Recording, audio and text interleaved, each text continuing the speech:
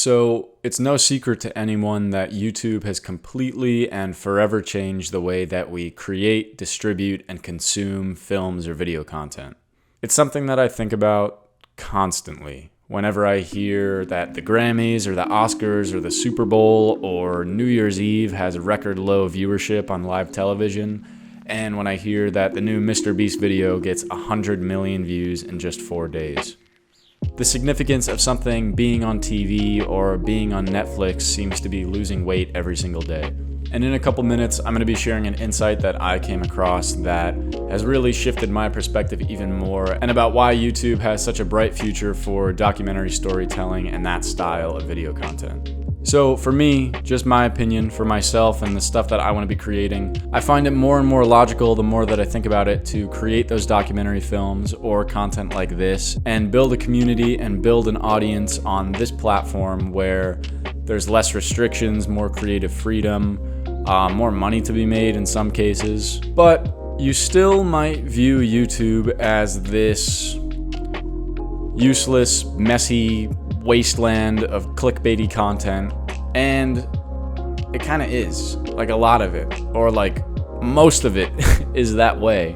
But believe it or not, there are a handful of channels out there that seem to really prioritize that storytelling and authenticity over clickbaity titles and just obnoxious content that gets views. You can check out a few channels that I recommend on screen here. I've also linked them in the description of this video.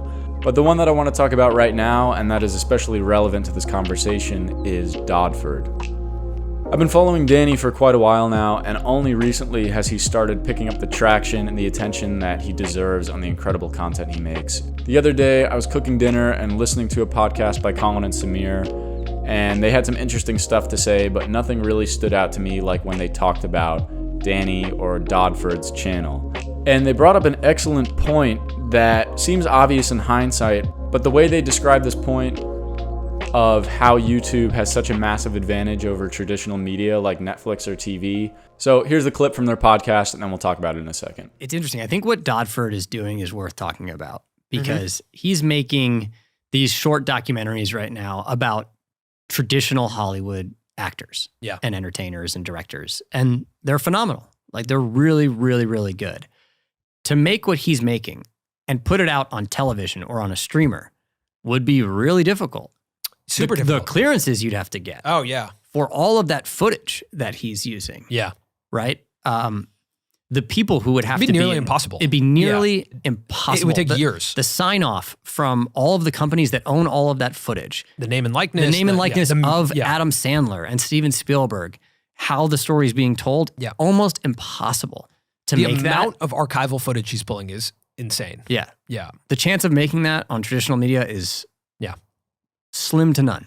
I have never even really considered the magnitude of this idea until Colin and Samir described it the way they did.